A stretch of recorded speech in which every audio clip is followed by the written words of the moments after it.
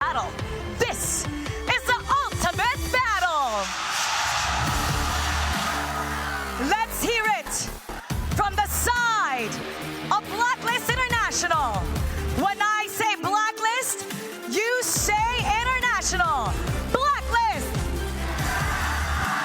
Blacklist! Let's hear from the side of Boom. When I say Boom, you say esports. Boom! Boom! The fans are going wild. It's intense in the arena. But let's see who will have the better power and more intense strategy coming into the ultimate battle. Let's get this started, casters. Kami versus Miggy. Dharma, Sabay. Mayin? Dharma and Okay. Mayin. Okay. Mayin Dharma. Mayin si Kuya Miggy, best pick. Best pick to best pick. Huwag kayong malilito yung mga tao sa venue, hindi kasama si Angela at saka si Ogran sa Ultimate Battle. Huwag Oo. kayong malilito, ha? Sino ang sa black? Oy, Agudo! Juggler. Agudo. Okay. Sino ang sa boom? Sino ang sa boom? It's an Ogran. Ogran. Ogran Agudo. Okay. Okay. Oh, si Cheese-Rat na to ng Blacklist. Alright. Agudo, pare tol. Okay, extra damage. May mga pets. Yeah. Pero anong third pick dito? We're looking at ano, Kuya Toys? Mid lane. Mid lane. Okay. Ay, Shiranoe, sinabi mo, Toys, ha? Oo. So bakit nga ba Agudo yung pinili dito? We all know that Tatsuri is undeniably the best Mai Shiranui player Yes. in PKL. Yes. How do you beat him? Go for an Agudo. Anticipate. Ganun lang. Anticipate the Anticipate. double down. Anticipate. Like, Or do you go gun mo? Nung KWC, pinakita sa atin ng mga Chinese players kung paano Kontrahin. ang proper na Yeah. paggamit ng ultimate Ayan na! battle. at yun na nga. At yun, anticipation, Anticipated. ladies and gentlemen. Oh Ng my... Blacklist. Tol, Yuhuan Agudo pa to. Ah. Ang hirap i-kill nito. Is this a Yuhuan mid lane? Kasi ganun ata eh. Ang curious ako kung ano ngayon yung juggler. Long versus long ba to? Knowing Golden Kite and also Danny. farm lane. Arlie? Arlie. Arlie long, okay. Okay, nag-Arlie si, Oh my Danny. God. Tingnan mo yung lineup dito ng side ng Blacklist Paramdam ko boom Mozi. Do you go Mozi or do you go Dolia? Ay, you won! Yuhuan Romo. Dolia! Yuhuan mid. Dolia, yes. Dolia long. Yuhuan on the roam. Alright.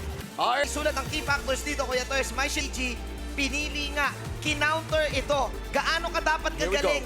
Kapag may Shiranui ka, nagmamay Shiranui ka, alam ko, gaano ka kagaling sa iyong targeting para makuha mo yung best play na kailangan mo makuha? Definitely, the goal here for the side of Boom Esports is to take down that mid lane turret. Kapag nakuha nila yan, mau-open yung mapa, pwede na silang gumawa ng mga plays sa isang Mai. Okay, tingnan natin. Ito pa yung mahirap, Kuya Shin. Jump party. Yes, yes. Spritlings. Ba't talagang ito-jump party mo na? I mean, may yan di ba? Disrupt them as much as possible, mga tol. And of course, alam natin, may hovers talaga dun sa Yuhuan.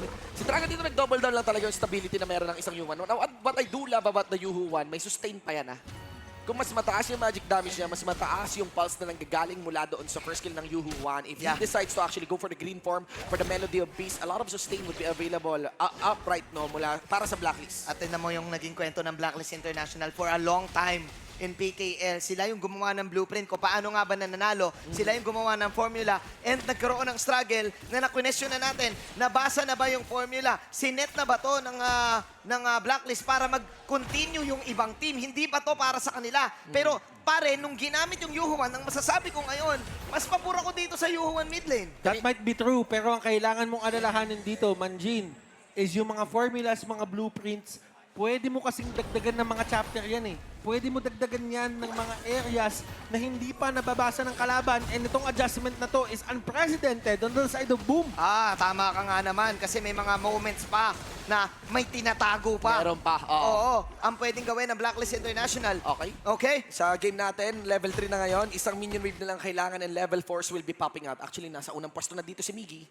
Palibing Chami1 is smelling actually an-initiate ng cover from the side here ng Boom. Chami1 pwede kasi mag-dash out kahit all-inan siya ni Miggy. Nagiging careful ang dalawang Ingat, koponan natin. ingat. Wala munang mangyayari. Maingat. Baka 7 minutes mga tayo makakita. Mataas ang execution factor ng Boom. Ito talaga yung laro nila. Yung aksyon. risky aggressiveness. Baka nga nauuna pa yung aggressiveness. Ewan ko, basta halos parehas na lang din yun. Grabe talaga. Game 7 tayo. Di mo maiimbento yung ganito eh, no? Oh, nangyari na, nangyari. Absolute cinema. Series. Wala, ngayon lang din ako naka-witness na 10 p.m. na bukas Boss pa rin pang ang aircon. ng try Ng na. hall, oo. Actually, boy, patay na daw. Papatay na ba? Patay na daw. Tira na lang to, tira. Ito na Tira yung na lang ano to. na to, lamig Wala na. Lamig na. Mabait lang talaga Ano? yung security. Ang lamig na to Mabait ay lang. galing sa lamig ng bawat isa. Grabe. Ladies and gentlemen, maraming salamat sa pag-share nyo ng mga oxygen ninyo Yep. sa inyong mga hininga. Yup. So, right now, for the better breakdown ng game natin, sobrang close po ng laban. Hindi lumalagpas ng 500 yung goal deficit dito. No anti invasions, Yes. no cross on to the Walang rivers. fancy-fancy, no? Walang fancy-fancy. Walang fancy-fancy. 50 seconds na lang, magkakaroon na tayo ng Tyrant. There are a few attempts there by Boom to really spot out the timers ng red buff, ng blacklist. Kaya hanggang dun lang yun. Yes, sir. Grabe, daming Neopets. Grabe, pati yung Neopets, binabanata na. Yapi. Are you not entertained? Sabi nga ni Enigma, lahat tayo panalo doon. Wala tayo panalo dun. Oh. Mapapasabi ka na lang talaga ng wala bang thank you.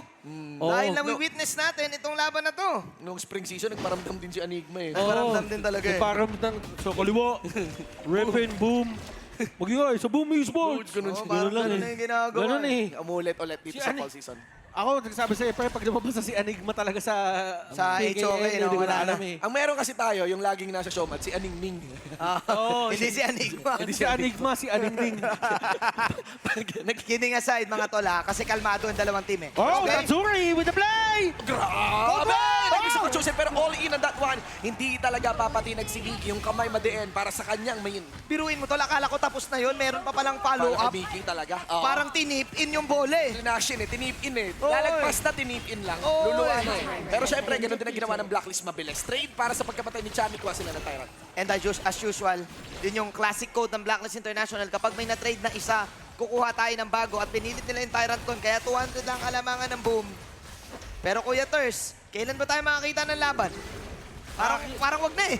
Wala Parang tayo masyadong isang makikita T5 na laban lang eh. dito just because ayaw din ng side ng Boom na alam mo yon, asagasaan ngayon yung mga members ng side ng Blacklist International kasi mabubulag sila doon sa sustain na meron dito, yung side ng Blacklist. Ang iniisip ko lang ngayon, bakit yung Blacklist hindi nagpupuwersa ng laban papunta sa side ng Boom? Nagiging careful din kasi Kuya Ters, I think. But then again, you have the Yuho 1. This is a mid-lane Yuho 1.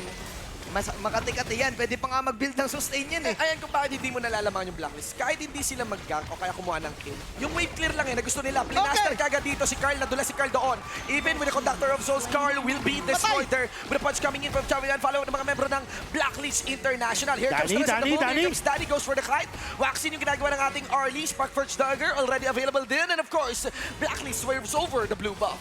600 ang kalamangan ng Boom. Pero mukhang mababaliktad to ng Blacklist International. Pwede nilang kunin itong mid lane.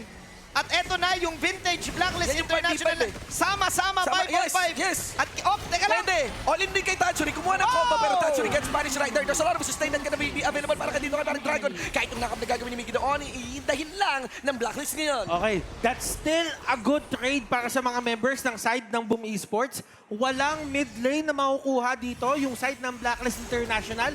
And that's still in a good position para sa kanila. Hindi ma-open yung gubat nila, wala pang invade na magaganap. Pinilit na talaga din ni Tatsuri, no? Hindi siya nagpakamatay. Ay, actually, yun na nga. Nag-sacrifice na siya just to save the mid lane tower. Ganun ka-importante yung opening na yun. And makikita na natin to.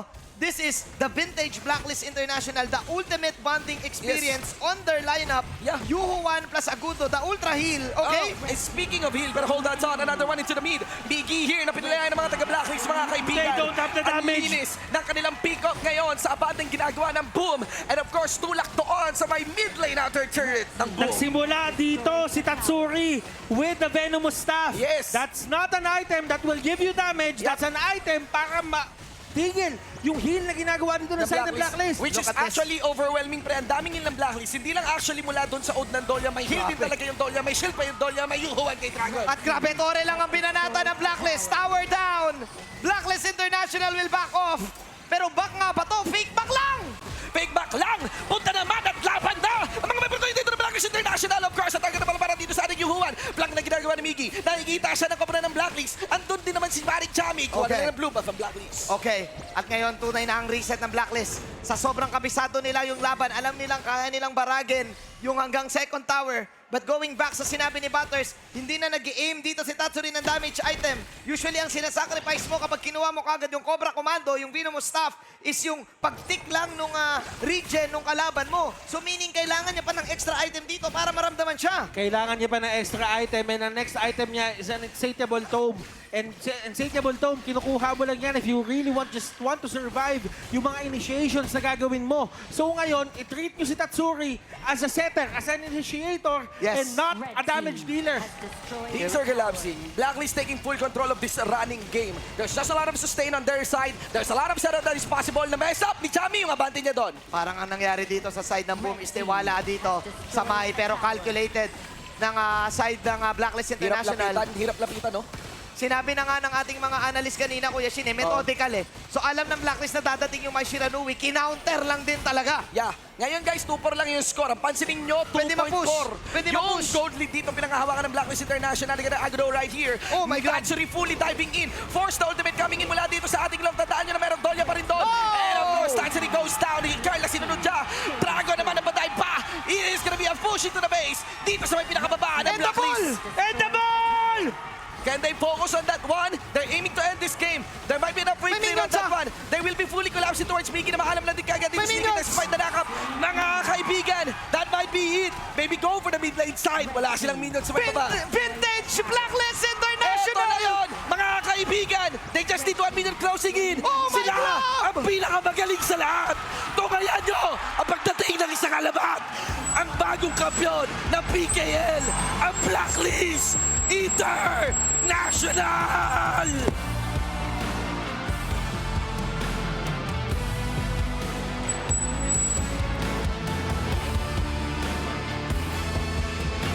It's been a long time coming. Hashtag well-deserved. 8 minutes. Tinapos ang laban. From a heartbreak from the spring season. Ngayon, fall season, they've adjusted. They've shown us their growth. And now, Blacklist International can be called champions of PKL! Congratulations to Blacklist International!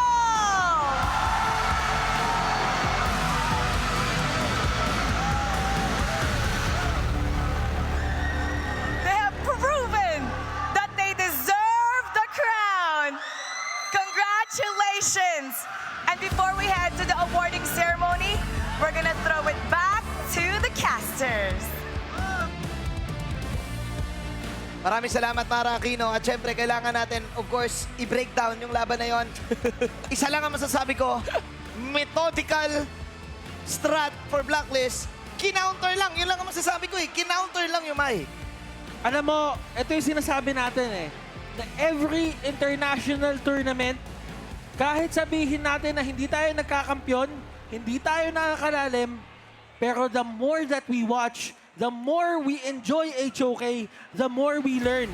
Blacklist learned how to play with the ultimate battle na sometimes it's not about your comfortable hero, it's not about your best hero, it's about anticipating kung ano yung gagawin ng kabila and use that to your advantage. It could be unlocked possibly because of Blacklist's experimental and courage and bravery to actually approach the regular season with lots of hero picks. Ang dami nilang inaral, hindi lang against the other teams, kundi sa sarili nila. Oo. And totally na shutdown yung Mai Shiranui dito. Yeah. If I'm gonna choose an MVP, if ever Boom won this series, I would definitely choose Tatsuri dahil sa mga mage carries na ginagawa niya.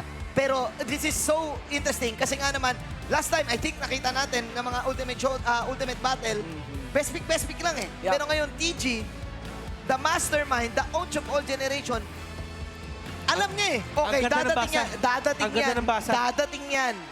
Nangyari. Ang ganda ng basa. And the question is right now for Boom, alam ba nila na mababasa sila? Or is this an ego pick? Alam mo, this isn't even an ego pick. Kasi unang-una man, Jin, you're anticipating na mag-i-ego pick yung kalaban mo. At kung mag-i-ego pick yung kalaban mo at nag-ego pick ka, yun yung nangyari nung spring season. Yun nga, kaya rin siguro maraming mga tao nagsasabi kapag nag-game Game 7, Boom will win. Kapag pindutan kapag halimbawa na best pick sa best pick. Pero no, hindi naman pala kailangan best pick sa best pick. Ibang-iba, tol. Ibang-iba. Kasi nakita mo, dinala ng Blacklist dito kung ano yung change na gusto nilang mangyari sa team nila. Men, nakita nyo si Josh G. Agudo on an ultimate battle. You don't see that on the spring. Grabe. Sinabi ni Josh G dito, gusto niya mailagay yung spotlight sa teammates niya. That was a very successful approach ng Blacklist. Maraming salamat. Butters, Grabe. maraming salamat, Chinbu. Grabe, Sa grabe. pukarangalan makapagbigay sa inyo ng malupitang laban. Isang karangalan. Maraming salamat sa Maraming inyo. salamat. Isang It's okay. karangalan ibigay sa inyo ang buong PKL Fall Season sa ngalan ng lahat ng mga shoutcasters. Manjin Paldas together with Adrian Butters Frias and Shinbu Ponferrada. Ipasa na natin ngayon kay Mara Aquino for the awarding. Let us now celebrate the Philippine representatives for the honor of King's International Championship.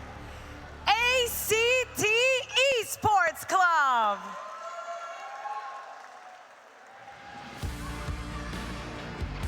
And to award ACT, let's call on Mr. David Reyes, country head of TT Racing Philippines. Our first representative for the upcoming KIC 2025, ACT Esports Club has proven to still be one of the strongest teams in the Philippines. They have shown resilience and grit in all their matches. They will be back in the upcoming international tournament. Flip the check to show your ticket. They're going to KIC.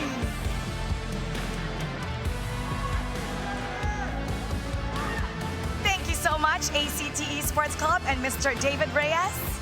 Up next, our third placer, Elevate. To present their award, we have Miss Nana Chan, Techno Regional Marketing Director. Elevate has shown us that there is still ascending through peak of Honor of Kings and will one day become the champions of the Gorge. They will become stronger and will reach new heights in Honor of Kings. Rise up, everyone, for Elevate as they will soar high until they become champions.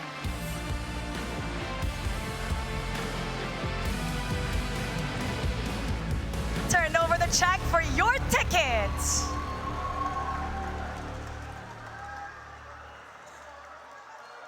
Thank you, Elevate and Miss Nana Chan.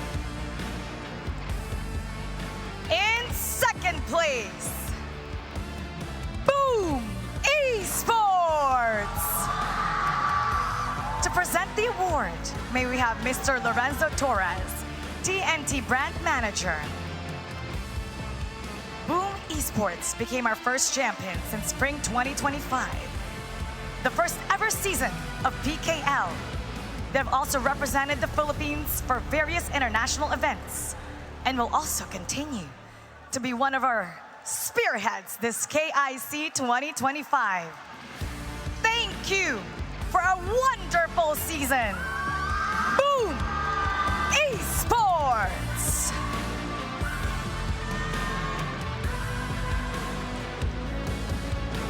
Thank you, Boom, and Mr. Lorenzo Torres, DNT Brand Manager.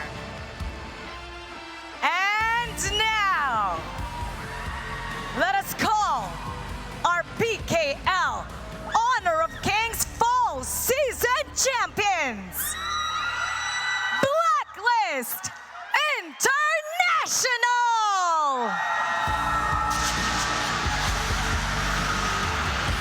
To award the medals, let's call Miss Tess Liu, country head of Level Infinite Philippines.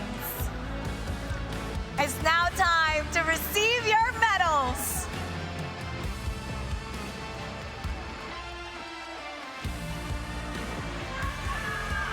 Blacklist International, our new champion,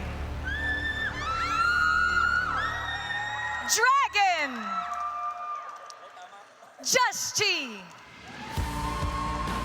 Chad! Chammy won! Golden Kite! And Coach TG! Now we'd like to invite all the... These are our champions! Smile for the photo. To KIC!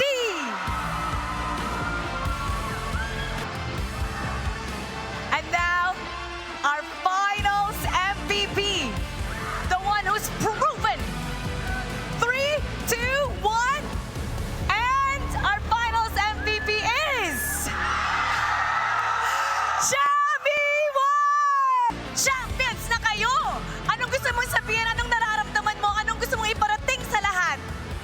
First of all, thank you sa mga fans na sumuporta sa amin hanggang dulo. Kahit patalo na kami, thank you sa lahat. And syempre, thank you sa team ko and sa family ko. Ayan, thank you sa inyo lahat. Kung di dahil sa inyo, sa mga boss din. Kung hindi dahil sa inyo, di kami magja-champion. Thank you.